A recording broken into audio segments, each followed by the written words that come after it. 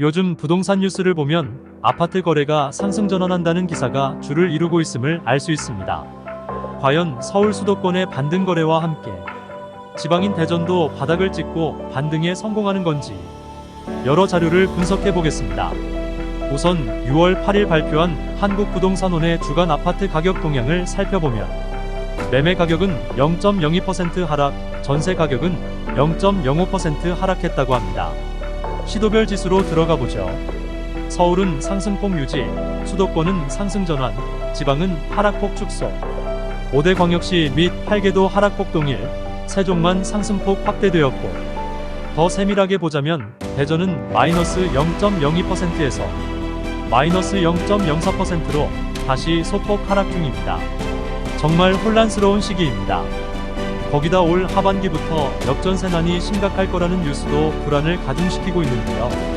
이런 시기일수록 공부하고 분석하면서 옥석 가리기와 타이밍 기다리기로 현명하게 대처하는 수밖에 없습니다. 23년 3월 출간된 1,000억대 자산가의 철학이 담긴 세이노의 가르침. 전자책으론 무료인데 3대 서점 베스트셀러 1위에 오른 책이라고 하죠. 세이노는 현재까지 믿고 있는 것들에 대해 노라고 말하라 세이노는 의미로 붙인 필명이라는데요. 책엔 일종의 세상살이의 지혜를 모았다고 합니다. 내용 중에는 부동산에 관한 이야기도 있더라고요. 집을 사는 것이 좋은지 사지 않는 게 좋은지에 대하여 최종 판단은 집값 변동과 자금의 활용성 삶의 지수 등등을 고려해 당신이 해야 한다. 집을 살 돈을 다른 곳에 투자하여 수익을 많이 낼 수 있다면 그렇게 해야 한다. 그러나 전세를 월세로 돌리고 주식 투자를 해 쪽박을 찼다는 말은 들었어도 부자가 된 사람은 만나지 못했다. 월세를 살면서 자금을 굴리게 되면 자기가 부자 같은 착각에 빠지게 되고 돈을 쓰게 돼 결국은 빚에 쫓기게 된다. 40대 전후의 가장이고 자금이 된다면 집을 살 것을 권유한다. 한국적 상황에서는 자기 집이 없어 잃어버리게 되는 삶의 질도 생각해야 하기 때문이다. 한국적 상황과 삶의 질 이 부분들에서 여러가지 상념들이 떠오르더군요. 세상에 내 집 하나 없나 하는 처량함부터 전세를 전전하면서 실제로 느꼈던 불편함들 등등. 어떻게 생각하십니까? 안녕하세요. 여기는 부동산 성공 투자로 은퇴를 꿈꾸는 알포알 채널입니다. 본 영상은 아실과 네이버 부동산, 호갱노노, KB부동산, 부동산지인 등 부동산 통계 사이트와 한국부동산원, 국토교통부, 주택산업연구원 등의 자료를 참조합니다. 항상 양질의 자료를 제공해 주시는 부동산 전문 기업에게 감사의 말씀을 전합니다. 이제 구독과 좋아요 눌러주시면 영상 제작에 큰 힘이 된답니다. 그럼 직접 실거래가를 통해 대전시 아파트 하락거래와 상승거래를 살펴봅니다. 하락거래 먼저 살펴봅니다. 최근 한 달 거래, 현재 시점 23년 6월 첫째 주 중 실거래가를 바탕으로 전체 평형 중 최고가 대비 하락률 순서로 확인하겠습니다. 정확한 비교를 위해 저층 거래는 제외하겠습니다. 3위는 서구 탐방동의 이편한 세상둔산 2단지 27평형으로 21년 9월 5층이 최고가 8억 9천에서 23년 5월 27일 3층이 5억 2천에 거래되었습니다. 최고가 대비 3억 7천 하락해서 41%의 하락률을 보였습니다. 탐방 이편한 세상 1단지 또한 33평형이 21년 9월 18층이 최고가 11억 5천에서 23년 5월 22일 19층이 7억 1,900에 거래되었습니다. 최고가 대비 4억 3,100만원 빠져 37% 하락입니다. 탄방동의 이편한 세상둔산 아파트는 탄방동이 구역 재건축 사업이었죠. 실제 행정구역상 탄방동이지만 아파트 단지명처럼 거의 둔산동 생활권입니다. 둔산동에는 신축 아파트가 없어 많은 인기를 끌었죠. 1, 2단지로 나뉘어져 있고 총 776세대입니다. 2020년 4월 입주해서 4년차에 접어들었네요. 현재 네이버 매물 상황을 보면 저층 5억 2천부터 고층 9억까지 나와 있습니다. KB부동산 시세를 확인해 봅니다. 일반 평균가로 5억 7,500입니다. 4월에 비해 500만원 정도 상승했지만 상위 평균가로 보면 오히려 1,500만원 하락한 상황입니다. 2위는 유성구 복명동 베르디움입니다. 970세대의 대단지로 2014년 입주로 10년 차입니다. 33평 단일평형으로 최고 25층입니다. 이 대전시 유성구의 도안이 단지 호반베르디움은 아실 플랫폼에서 함께 제공하는 인기도에서나 호갱노노에서 분석하는 아파트 랭킹 중 인기 아파트 순위에서 1위를 차지할 정도로 대전 사람들이 꽤 좋아하는 단지 중 하나입니다. 유성의 대장 아파트라고 해도 과언이 아니죠. 하지만 하락기에는 버틸 장사가 없습니다. 33평형이 23년 6월 3일 16층이 7억 3천에 거래되었습니다.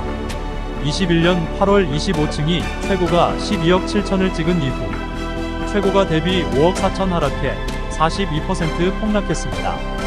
최근 1년 동안의 그래프를 살펴보면 시세는 점선으로 거래량은 막대로 표시가 되어 있습니다.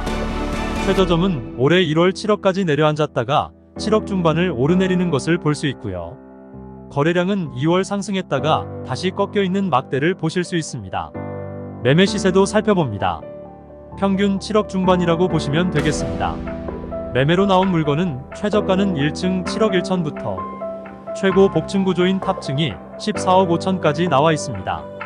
중간층의 가장 저렴한 물건은 역시 7억 중반 8억 초반 사이라고 보셔야겠습니다.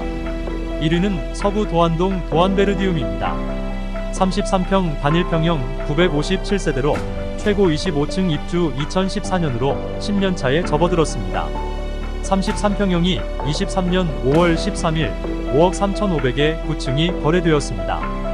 21년 8월 23층이 최고가 9억 4천 거래된 이후 4억 500 내려 43% 폭락입니다. 최근 1년 동안의 그래프를 살펴보면 시세는 점선으로 거래량은 막대로 표시가 되어 있습니다. 최저점은 22년 11월 4억 6천으로 보입니다만 최근엔 5억 중반대까지 회복하는 모습이다. 거래량은 2월 상승했다가 5월엔 다시 꺾여있는 막대를 보실 수 있습니다.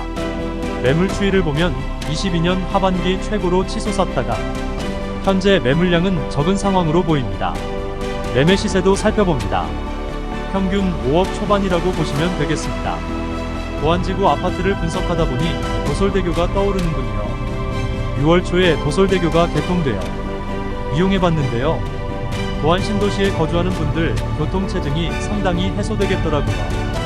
월평동에서 원신흥동으로 이동할 경우 약 2km를 우회해야 했으나 도솔대교가 개통되면서 약 1km로 거리가 단축될 예정이라고 합니다. 나중에 도안대로가 관저동까지 뚫리면 교통흐름은 굉장히 원활해질 것으로 예상됩니다. 도안베르디움이나 도안아이파크 도안시 8블럭 우밀인 갑천지구 아파트들 원신흥동 아파트들의 교통 인프라가 지속적으로 좋아지고 있습니다. 이상으로 하락거래 살펴보았고요. 최근 서울 수도권을 중심으로 상승 거래가 많아지고 있다고 하죠. 주택산업연구원이 발표한 아파트 분양 전망 지수도 서울이 100선을 넘긴 것으로 전망되었습니다. 지수 100을 초과하면 분양 전망이 긍정적 의미라고 합니다. 13개월 만에 긍정적으로 바뀐 건죠. 대전은 전월보다 24포인트로 전국 최고 수준으로 올랐습니다. 지방은 대부분 상승할 것으로 전망했지만 대구나 부산, 경기, 전남, 세종, 인천은 소폭 하락할 것으로 전망했습니다. 주택산업연구원에 따르면 그 이유로는 정부의 규제 완화 기조로 서울 일부 지역의 매매 가격의 상승 전환에 따른 분양시장에 대한 긍정적인 기대감이 증가한 것으로 보인다라고 풀이했습니다. 하지만 본격적인 분양시장 회복으로 이어질지는 더 지켜봐야 하고 양극화 국지화 현상이 심화될 것으로 판단된다고 보았습니다. 다들 정확하게 상승 내지는 회복 한쪽 방향으로 얘기하기에는 아직 부담스러운 면이 많은가 봅니다. 대전도 얼마나 상승 거래가 이루어지는지 살펴보겠습니다. 최근 한 달 거래, 현재 시점 23년 6월 첫째 주 중 실거래가를 바탕으로 전체 평형 중 상승 거래 단지를 확인하겠습니다. 정확한 비교를 위해 저층 거래는 제외합니다. 아실에서 확인된 주간 단위 최고 상승 아파트는 1위가 대전 유성구 관평동의 대덕 테크노밸리 4단지 쌍용 스윗다톰입니다. 자세하게 살펴보면 이 단지는 33평형 기준으로 21년 4월에 최고가를 찍었는데요. 16층이 5억 4천이었습니다. 최저가로는 올해인 23년 2월에서 3월 같은 16층이 3억 1,500까지 떨어지는 등 3억 초반까지 시세가 내려갔다가 최근 다시 3억 중반을 넘어 6월 3일 7층이 3억 7,500에 거래되었습니다. 2위는 대덕구 석봉동의 금강엑슬루타워 28평입니다. 이 아파트는 한국타이어 신탄진공장과 바로 고속도로를 사이에 두고 있어 큰 화재 피해로 불편을 겪었던 단지이죠. 최고가는 21년 11월 19층이 3억 6,800만이었고 최저가는 2억 6,500이 1층이었으니 배제하고 5월 4월 14층이 2억 7천까지 거래되었다가 며칠 전 23층이 2억 9천을 찍었습니다. 그렇게 크게 유의미한 상승은 아니지만 주간 상승거래로는 2개 단지가 나왔고요. 아쉬우니 월간 상승거래로 살펴보겠습니다.